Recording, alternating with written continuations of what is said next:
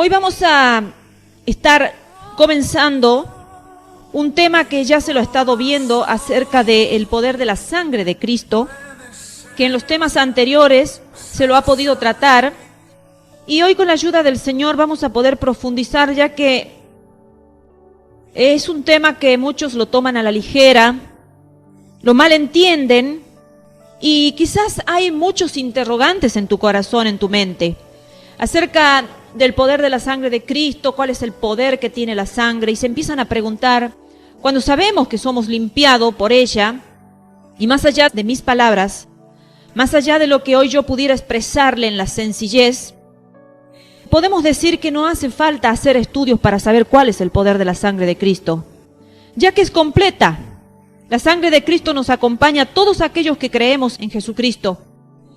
Pero lo vamos a hacer de una forma sistemática para que pudiera entenderse la profundidad de lo que significa la sangre de Cristo y no tenerla en poco, ni tampoco reducirla a una determinada parte de nuestra vida y decir solamente es para la salvación o solamente es para aquello o no es para la liberación, como se escuchan comentarios a veces.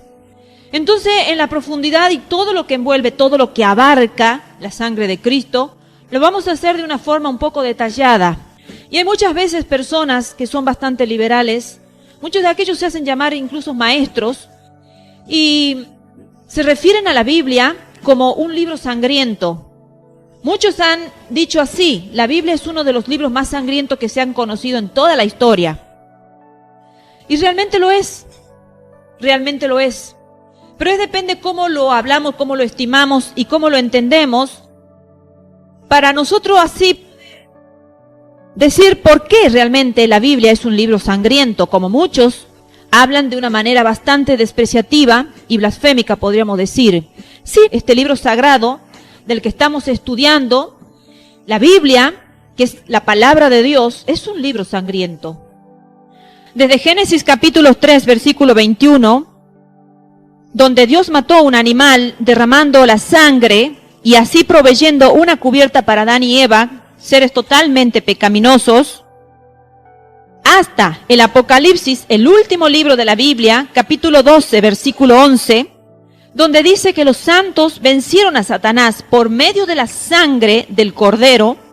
La Biblia es una historia tremendamente admirable, pero de sangre totalmente derramada. Y una vez, en un lugar allí, en el estado de Carolina del Sur, en los Estados Unidos, sobre un peñasco en una montaña, alguien escribió con pintura blanca lo siguiente: ¿quién quiere un Dios que matará a su propio hijo? Y realmente esa pregunta para muchos quizás cobró aliados y para otros nos dejó pensando, porque la persona o el cristiano que conoce la profundidad de este sacrificio y del gran amor de nuestro Dios hacia nuestra vida, nos duele escuchar estas palabras, dichas de esta forma, escritas de esta forma. Y no se puede pensar en otra cosa que revele más la ignorancia de millones en cuanto a el entendimiento del propósito y del poder de la sangre derramada del Señor Jesucristo. Porque muchas veces se habla a la ligera y se dicen cosas por ignorancia. Y hay miles y miles y millones de personas que lo hacen puramente por ignorancia. Ahora cuenta una persona que después de un accidente muy serio ocurrido allí en Israel, cuenta así esta persona, dice: mi vida fue salvada por transfusiones de sangre. Y el donador era judío. Y cuando yo era niño me arrepentí de mis pecados. Miré hacia Dios por fe y recibí a Cristo como Salvador y Señor. Fui limpiado, fui perdonado y redimido por la sangre. He sido salvo físicamente, espiritualmente y eternamente por sangre. El donador era judío. Y la sangre derramada en tiempos pasados se consideraba algo horrible. Y hoy en día muchas veces es mucho más preciada que el oro. Quizás si no has tenido el caso de un familiar cercano, de un conocido o de un ser querido que ha estado su vida pendiente de un hilito y que su vida dependía de un dador de sangre, quizás tú no puedas entender lo que significa esto. Pero yo sí viví hace poco, la nuera de un pastor falleció desangrada por un accidente de tránsito. Y yo pensaba en ese momento, con una transfusión de sangre se hubiera salvado. Pero bueno, estaba en los designios y en los planes de Dios sacarla de la tierra. Ella murió así, por un accidente, fue arrollada por una tráfico y murió así desangrada. Cuando estaba en su ataúd, su rostro estaba totalmente blanco porque había perdido toda su sangre, que vamos a ver en esta tarde lo que significa la sangre dentro nuestro. Y muchas veces vemos los hospitales, los bancos de sangre, y tantos lugares, todos pidiendo por donantes de sangre de todo tipo. Y ha llegado a ser comúnmente aceptable que la sangre tiene valores y calidades que le pueden salvar la vida de una persona.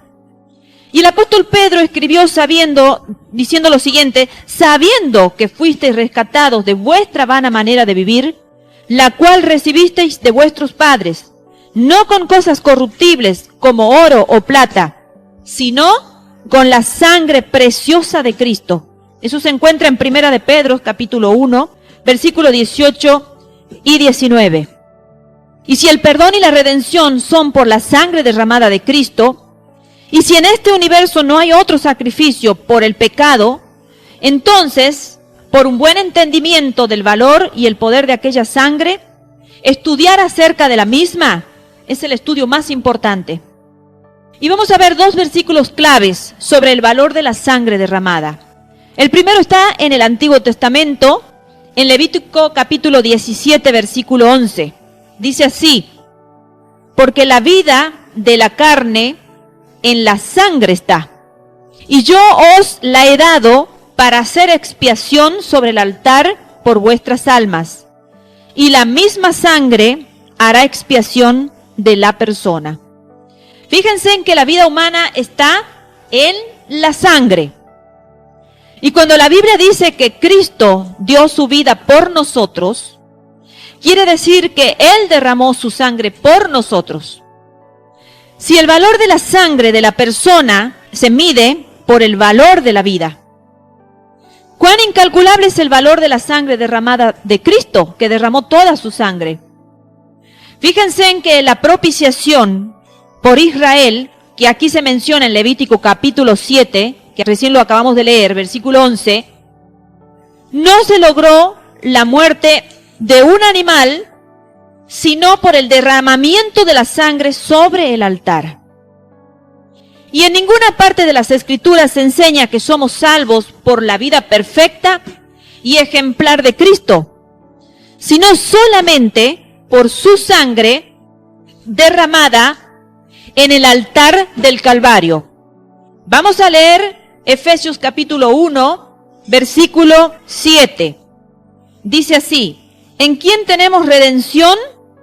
O sea, en Jesucristo, por su sangre, el perdón de pecados según las riquezas de su gracia. Y luego en Primera de Pedro, capítulo 1, versículo 18 y 19 dice: sabiendo que fuisteis rescatados de vuestra vana manera de vivir, la cual recibisteis de vuestros padres, no con cosas corruptibles como oro o plata, sino con la sangre preciosa de Cristo, como de un cordero sin mancha y sin contaminación. El animal aquí mencionado representa un sustituto sacrificial, ofrecido en lugar de un israelita culpable. Y así también como Cristo es nuestro sustituto, quien se dio a sí mismo por nosotros. ¿Se entiende? Estamos hablando del antiguo pacto, donde era necesario que hubiera un sustituto sacrificial y lo hacían a través de animalitos. Pero en el nuevo pacto, en el Nuevo Testamento, Cristo es nuestro sustituto, quien se dio a sí mismo por nosotros. Vamos a leer Gálatas capítulo 2, versículo 20. Pablo dice, con Cristo estoy juntamente crucificado, y ya no vivo yo, mas vive Cristo en mí. Y lo que ahora vivo en la carne, lo vivo en la fe del Hijo de Dios, el cual me amó y se entregó a sí mismo por mí. También vamos a leer Gálatas 1, versículo 3 y 4. Dice, gracia y paz sean a vosotros de Dios el Padre y de nuestro Señor Jesucristo, el cual se dio a sí mismo por nuestros pecados, para librarnos del presente siglo malo, conforme a la voluntad de nuestro Dios y Padre. Vemos que la sangre derramada de un animal inocente representaba, en primer lugar, que se dio sentencia justa legal a través de la misma. Y me gustaría que leyéramos Ezequiel capítulo 18, versículo 4. Dice así, he aquí que todas las almas son mías. Como el alma del Padre, así el alma del Hijo es mía. El alma que pecare, esa morirá. Por eso era necesario que se derramara un animal inocente, porque de esa forma ya se estaba dando sentencia justa y legal a través de la misma. En segundo lugar, también se satisfizo o se realizó la santidad de Dios.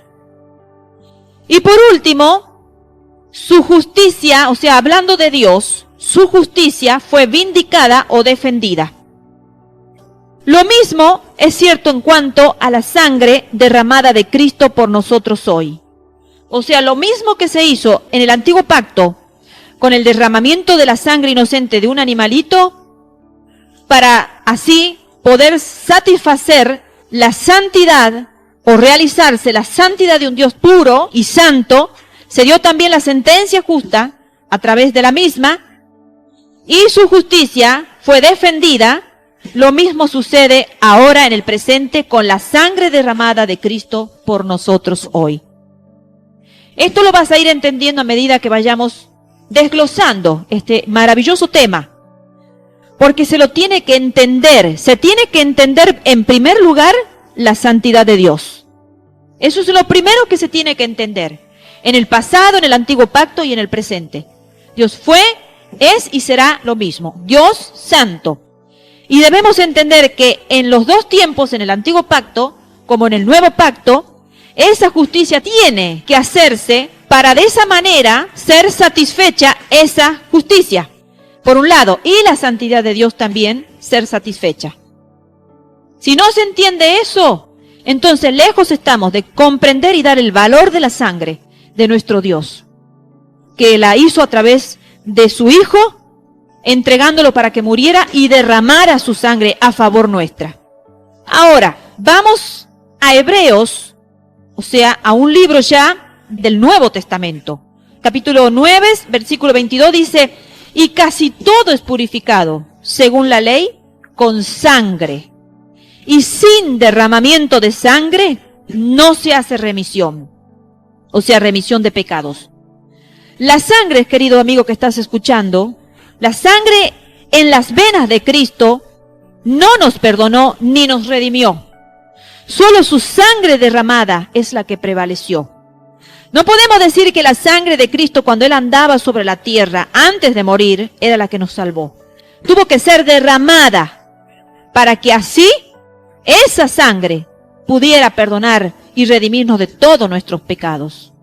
La sangre derramada de animales solamente podía proveer una cubierta para el pecado. O sea, podía expiar o proveer una cubierta para el pecado. Solamente la sangre derramada de Cristo es la que puede quitar el pecado del medio. Ahí está la diferencia del Antiguo Testamento, la sangre de los animalitos, que solamente era una cubierta que se ponía en el altar por el pecado que el sacerdote iba y expiaba.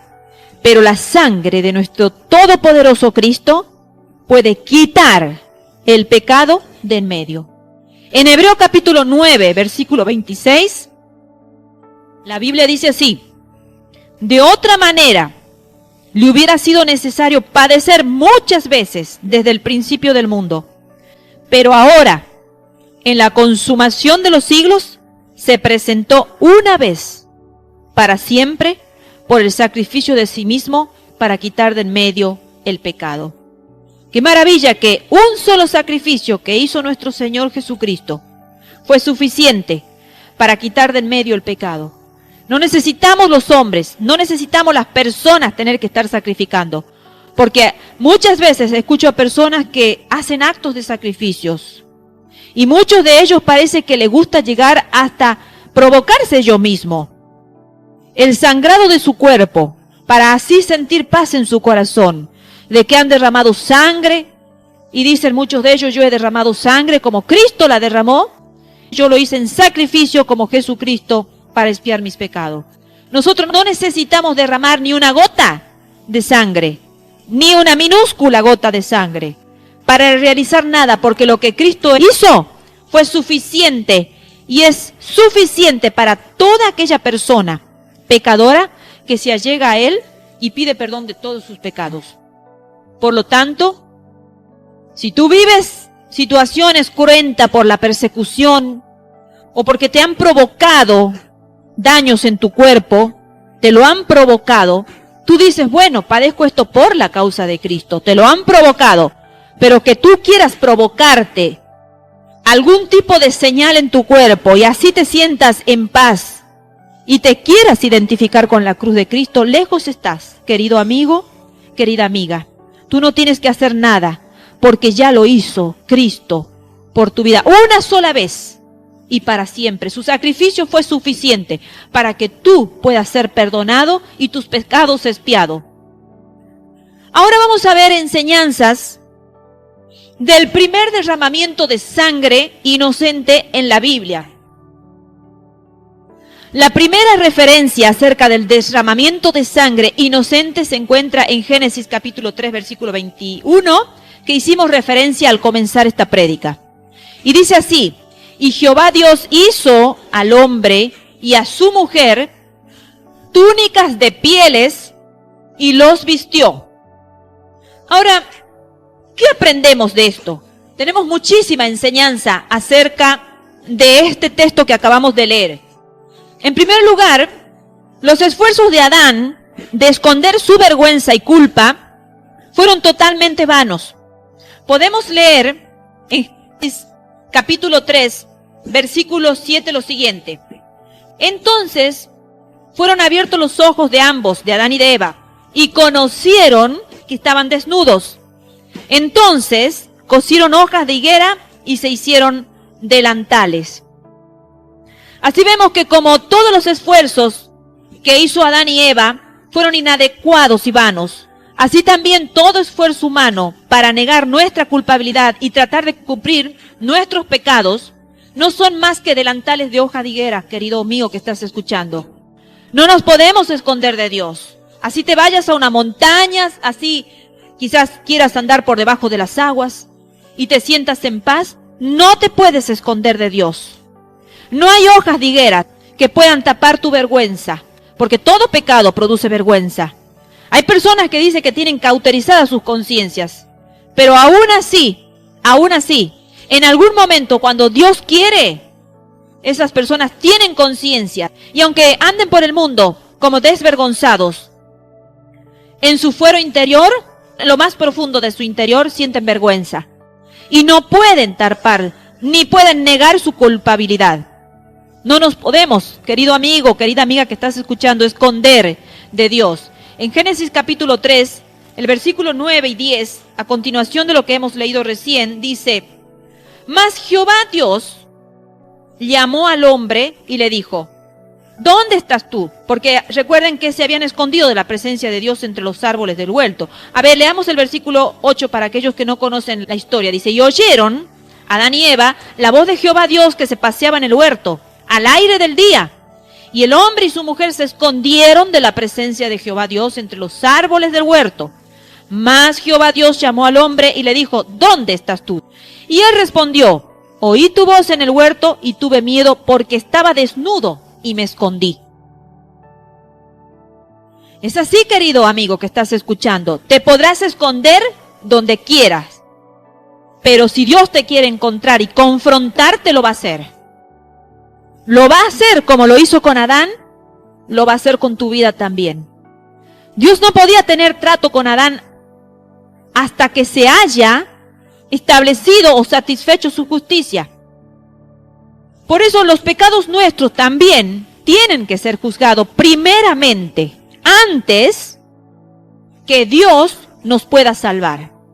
Y eso se tiene que entender. Antes que Dios nos pueda salvar, primeramente nuestros pecados tenían y tienen que ser juzgados. Cristo murió por nosotros y por nuestros pecados.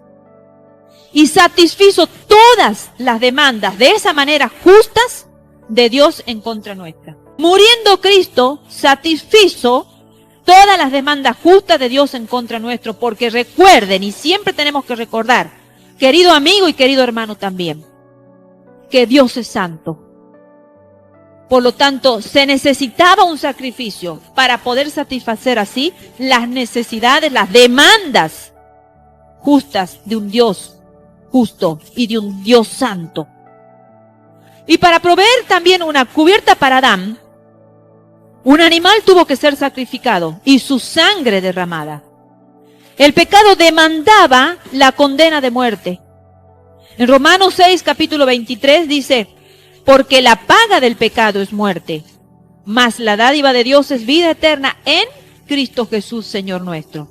Y también Ezequiel capítulo 18, versículo 4 y el versículo 20 dice así, he aquí que todas las almas son mías, como el alma del Padre, así el alma del Hijo es mía, el alma que pecare, esa morirá. Y el versículo 20 dice, el alma que pecare, esa morirá. El Hijo no llevará el pecado del Padre, ni el Padre llevará el pecado del Hijo. La justicia del justo será sobre él, y la impiedad del impío será sobre él. Querido amigo, querida amiga que estás escuchando en esta tarde, ya sea la religión, el esfuerzo humano, la moralidad o quizás las buenas obras, jamás podrán expiar el pecado. Cristo tuvo que morir y tuvo que derramar su sangre antes que pudiéramos ser salvos. Pudiera haber muerto, ¿verdad? Pero no hubiera sido suficiente solamente la muerte. Era necesario que se derramara la sangre, porque sin derramamiento de sangre no hay remisión de pecados, dice la Biblia.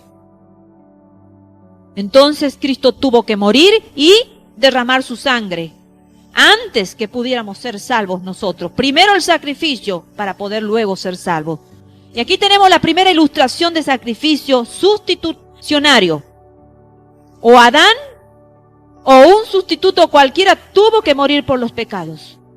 Y en su gran misericordia, Dios mismo escogió un sustituto que muriera en vez de Adán. Y así Cristo fue escogido y fue inmolado desde el principio del mundo.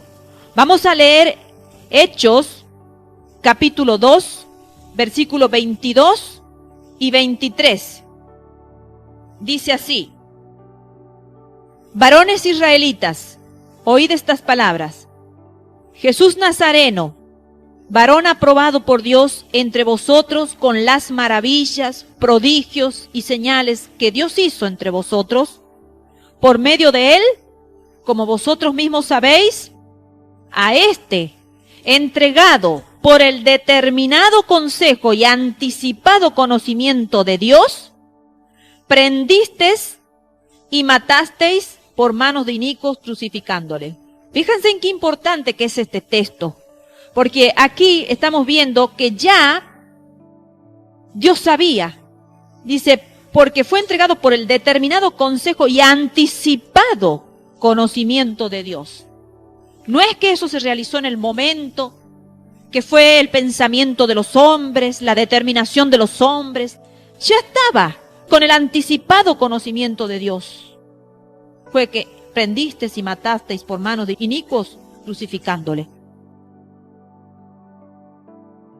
Es así, querido.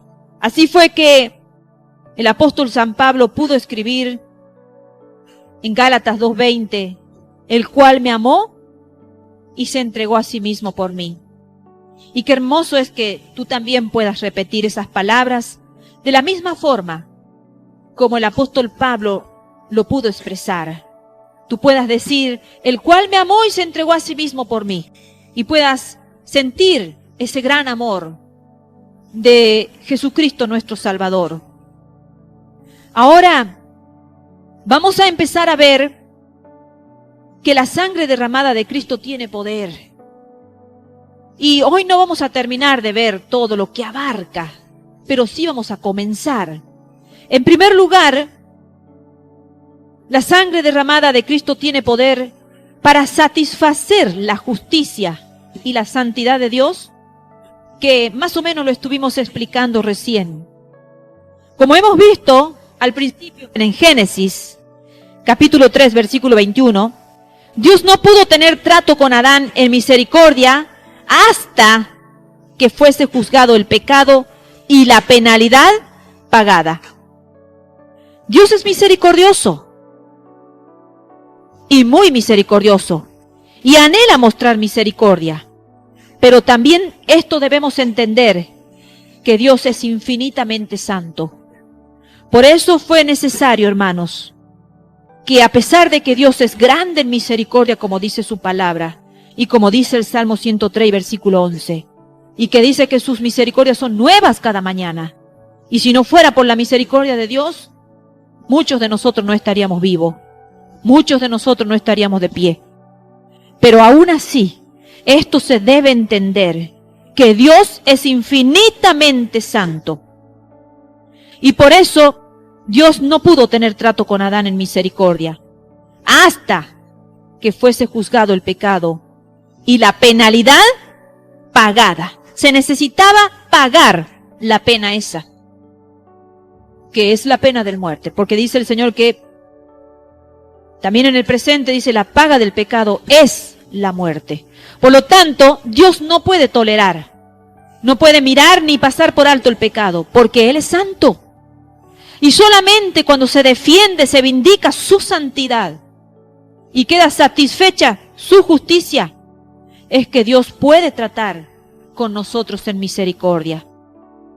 Solamente, vuelvo a repetir, cuando queda defendida o vindicada su santidad, la santidad de un Dios tan santo, y queda satisfecha su justicia, es que recién ahí Dios puede tratar con nosotros en misericordia. Y fue por la sangre derramada de Cristo que nuestros pecados fueron juzgados y quitados. Dios en su infinita gracia imputó nuestros pecados a Cristo. ¿Qué significa imputar? Nuestros pecados los saca de nosotros y se los pone a Cristo. Su justicia fue satisfecha, su santidad fue vindicada, y entonces ahora puede ser justo y el justificador de todo aquel que cree. Leamos Romanos capítulo 3, versículo 26.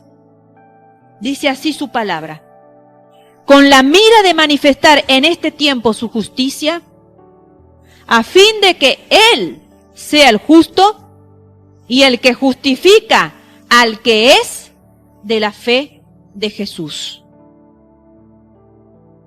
También la sangre derramada tiene poder para proveer una ropa de justicia divina. Y refiriéndonos otra vez a Génesis capítulo 3, versículo 21, leemos que dice, y Dios los vistió. Y aquí vemos la primera ilustración y referencia a una ropa provista divinamente para cubrir el pecado del hombre. Allí nos muestra la justicia de Dios. Y la justicia de Dios muchas veces se ve como ropas. Lo podemos ver, por ejemplo, en Job capítulo 19, versículo 14. Job expresa de la siguiente forma: me vestía de justicia y ella me cubría. O sea, la justicia de Dios me cubría. Isaías capítulo 61, versículo 10 dice, me vistió con vestiduras de salvación, me rodeó de manto de justicia. Y el Salmo capítulo 132, versículo 9 dice, tus sacerdotes se visten de justicia. La justicia que Dios provee para todos los que creen es justicia imputada. O sea, imputada significa considerada nuestra. Es justicia imputada y es aparte de la ley. Vamos a leer Romanos capítulo 3, versículo 21 y versículo 22. Dice así, pero ahora, aparte de la ley, se ha manifestado la justicia de Dios, testificada por la ley y por los profetas, la justicia de Dios por medio de la fe en Jesucristo para todos los que creen en Él, porque no hay diferencia. Y en cuanto a la imputación, o sea,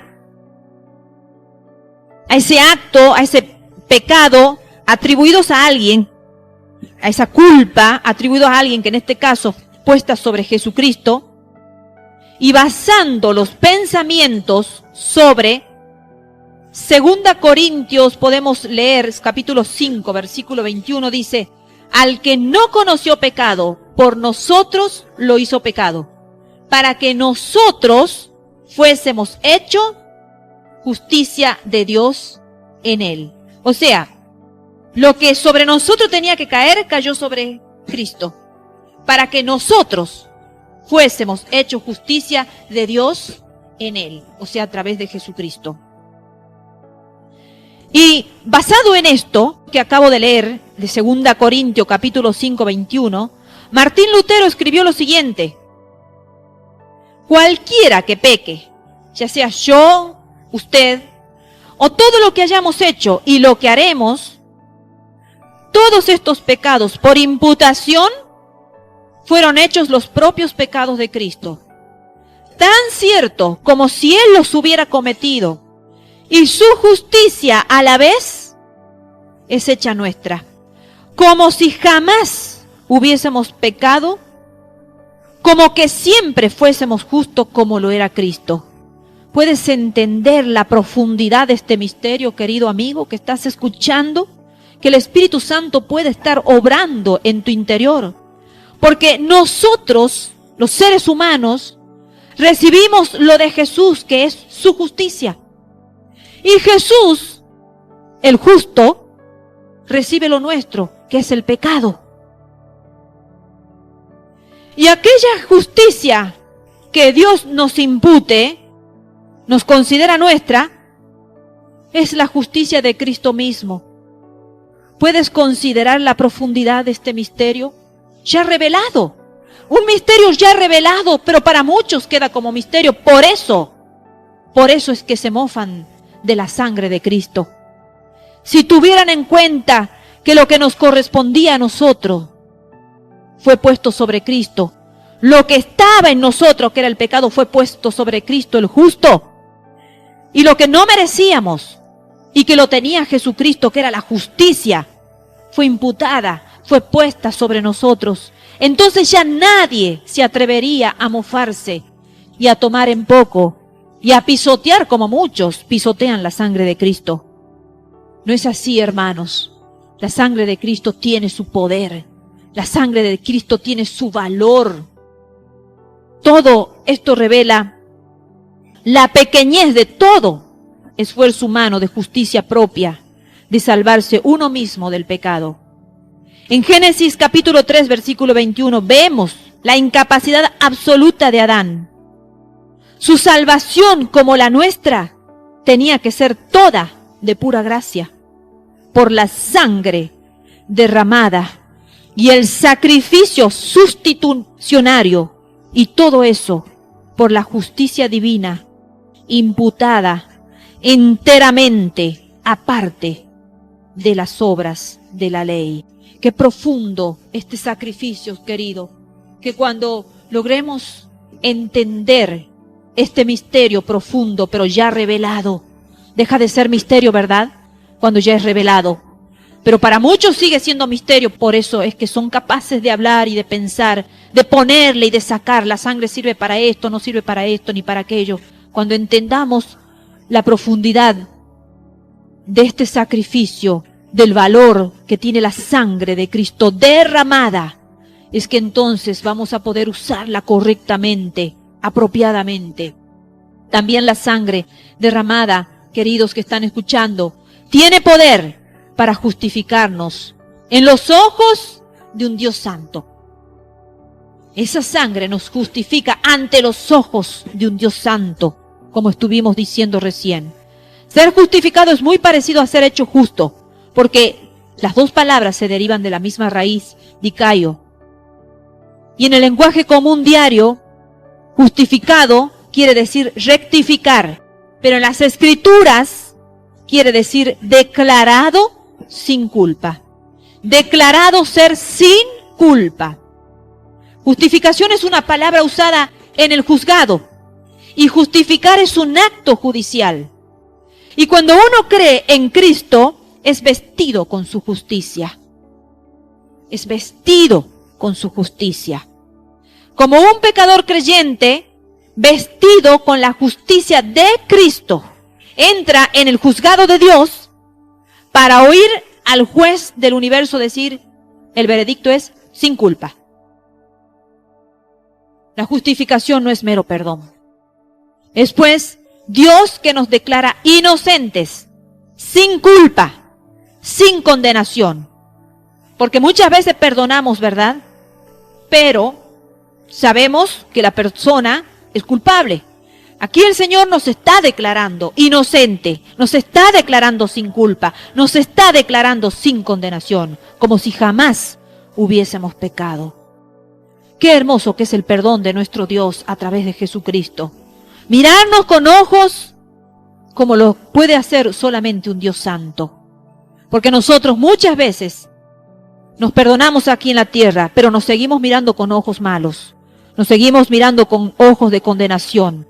Pero Dios ya no nos mira como nosotros nos miramos a nosotros mismos y como muchas veces miramos a nuestro prójimo, a nuestro hermano, a nuestra hermana.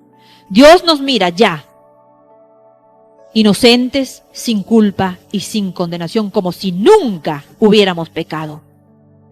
Entonces, la fuente y autoridad para nuestra justificación, ¿quién es? Dios mismo.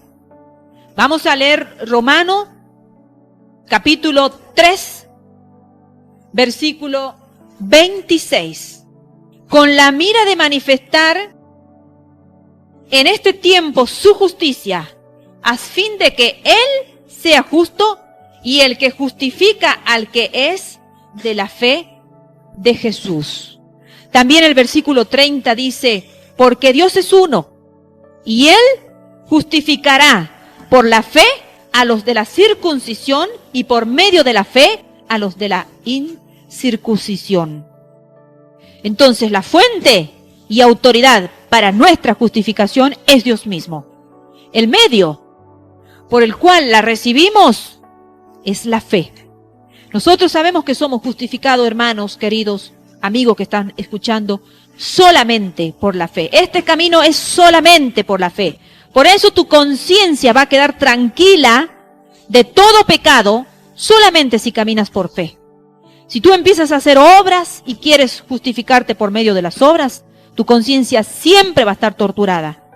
Porque este camino y el medio para la justificación es solamente por la fe. Leamos Romanos capítulo 5, versículo 1, dice, justificados pues por la fe, tenemos paz para con Dios, por medio de nuestro Señor Jesucristo. Somos justificados por la fe. Y la base o la razón por ella es solamente la gracia. Esto lo tenemos en Romanos capítulo 3, versículo 24. Dice, siendo justificados gratuitamente por su gracia, mediante la redención que es en Cristo Jesús. Y la garantía de nuestra justificación es la resurrección que estuvimos hablando de Cristo, y lo vamos a leer en Romanos capítulo 4, versículo 25, dice, el cual, fue entregado por nuestras transgresiones y resucitado para nuestra justificación.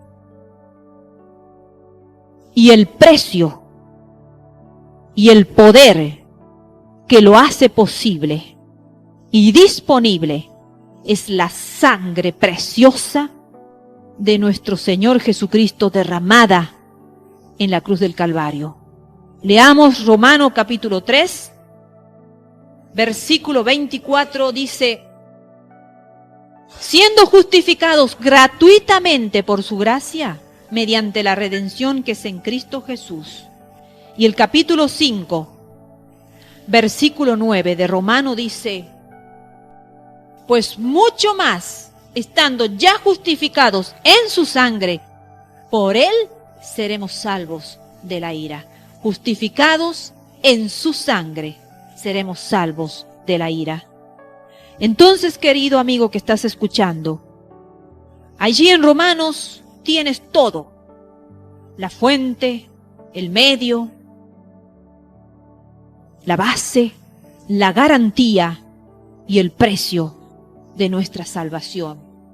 Recuerda que solamente en Dios, solamente en Jesucristo está la salvación, porque hay uno solo que ha hecho ese sacrificio sustitucionario, que fue Cristo, que fue inmolado, fue el Cordero perfecto. Así como en el pasado, como en el antiguo pacto, tenía que haber un corderito sin mancha, sin defecto, que fuera inmolado, el corderito sustitucionario. Fue nuestro Señor Jesucristo. Así es, la fuente y autoridad para nuestra justificación es Dios mismo, que ha mandado a nuestro Salvador, el Señor Jesucristo, para que muriera por nuestro pecado.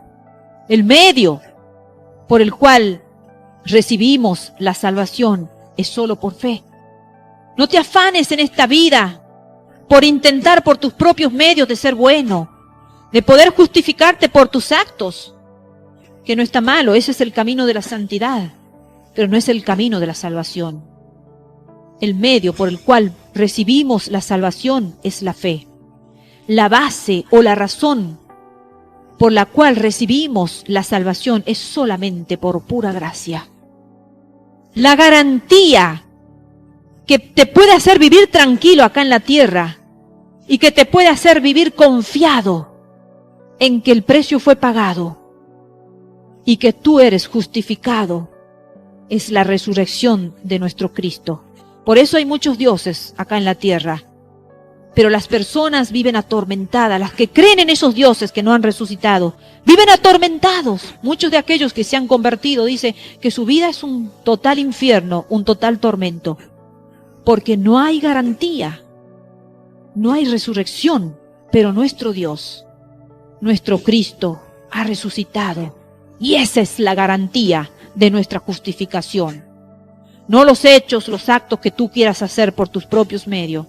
No es la vida que tú quieras vivir acá en la tierra, sino es la resurrección de nuestro Cristo, que murió y resucitó y hoy está sentado abogando nuestras causas. El precio y el poder es la sangre derramada de Cristo. Tú no tienes que hacer nada, solamente tienes que ir y depositar tu fe y tu confianza en Jesucristo. Ir a la cruz de Cristo y decirle: Señor, yo considero que tú has hecho todo, que un solo sacrificio fue suficiente para expiar mis pecados. Yo te acepto como mi Salvador, porque he entendido que solamente mis pecados pueden ser justificados por el derramamiento de tu sangre. Entrega tu vida a Cristo en esta tarde. No dejes pasar ni un día más, porque has venido confundido, has venido pensando que tus hechos, tus actos, tus buenas obras te han justificado. Y no has tenido confianza y no has podido vivir en paz, porque no sabes cuál es tu garantía. Vives allí pensando que tus obras tienen que ser demasiado buenas para poder justificarte. Pero acércate a la cruz de Cristo. Hay garantía en la cruz de Cristo. Hay garantía en la sangre derramada de Cristo. Porque esa sangre preciosa fue derramada toda para que tú puedas ser salvo. Jesucristo resucitó. Su tumba está vacía. No tienes que buscar un Dios falso, un Dios que está muerto, un Dios que está en la tumba. No tienes que creer en un Dios que no te da garantía. Acércate al Dios que te haga vivir confiado, que te haga vivir tranquilo de que tus pecados todos han sido anulados, que Cristo ya te declara inocente, sin culpa, sin condenación, como si nunca hubieses pecado, querido amigo, que estás en la cárcel. Sea cual fuera tu pecado, tienes la garantía de un Dios que pagó por tu pecado, porque resucitó. Su sangre fue derramada para que pudieras tú ser salvo. Pídele perdón de tus pecados. Ve a la fuente verdadera. No te vayas a cualquier fuente. Ve a la fuente verdadera de autoridad para que pueda ser justificada, para que la justicia de Dios pueda ser imputada en tu vida. Y tu pecado ya fue imputado en Jesucristo. Tú no tienes que cargar con tu pecado, porque Cristo ya lo cargó. Ya Cristo te hace libre, porque Él cargó tus pecados. Y la justicia de ese Dios santo, la justicia de Cristo, fue sobre ti cuando Él tomó tu pecado en la cruz del Calvario. Vamos a seguir explicando este maravilloso tema, que es profundo, que va a dejar de ser un misterio en tu vida. Va a dejar de ser aquello que tú, por no entenderlo, quizás lo estuviste negando. Acércate a la cruz de Cristo, aférrate a Él. Pídele que te perdone tus pecados. Dile a Jesucristo en esta tarde: límpiame de todos mis pecados. Yo quiero ser tu hijo. Inscribe mi nombre en el libro de la vida. Y así Jesucristo te va a hacer totalmente libre y nunca más se va a acordar de tus pecados. Los hombres, como he dicho recién, nos acordamos de nuestros pecados y de nuestros semejantes. Pero Cristo, a diferencia nuestra, no se acuerda nunca más de tu pecado. Se olvida y te reviste en justicia, te viste. Así como lo hizo con Adán y Eva, que le dio una cobertura para su vergüenza. Tú tienes vergüenza de tus actos acá en la tierra. Cristo con su justicia te viste para que no tengas que vivir avergonzado de todos aquellos actos delictivos que has hecho, de todos aquellos actos aborrecibles ante los ojos de un Dios santo. Pero que como ya fue pagado el precio, tú ya no eres culpable. Si vas arrepentido de un corazón sincero, con un corazón realmente sincero, Jesucristo te va a sacar de ese estado de vergüenza, te va a vestir. Ya no vas a estar avergonzado por todos esos actos que tú has hecho aquí en la tierra. Arrepiéntete sinceramente, confiésale tus pecados de una manera sincera, sencilla. Dios no te pide nada que un acto de fe y una entrega. Entrégate a Cristo hoy. No dejes pasar ni un día más. No vaya a ser que la muerte llegue a tu vida y tú no hayas sido justificado. Deja que Cristo te vista con la verdadera justicia para que puedas emprender un camino de santidad. Acuérdate que para que puedas comenzar a vivir en santidad, tienes que primero ser justificado ante Dios. Dios te bendiga, querido amigo. Oremos a nuestro Dios. Padre que estás en los cielos, sea toda la gloria y sea toda la honra, Señor. Gracias por que enviaste a tu Hijo para que pudiera derramar su sangre, para que esa sangre bendita nos limpiara de todos nuestros pecados y nos justificara ante ti. Gracias, Cordero Divino de Dios, por haber tomado nuestro pecado y ser imputado en ti. Y tu justicia sea imputada en nuestras vidas. Gracias por justificarnos ante Dios Padre. Y gracias porque abogas nuestras causas. Y todo pecado, Señor, tú vas ante el Padre. Gracias, Jesucristo. Perdona nuestros pecados, cualesquiera fueran. Y santifícanos, Señor. Ayúdanos a vivir esa vida de santidad y de justicia, para que podamos prepararnos para el encuentro tuyo, cuando tú vengas a buscar a tu iglesia preciosa, sin mancha y sin arruga y sin contaminación. En el nombre de Jesucristo, amén y amén.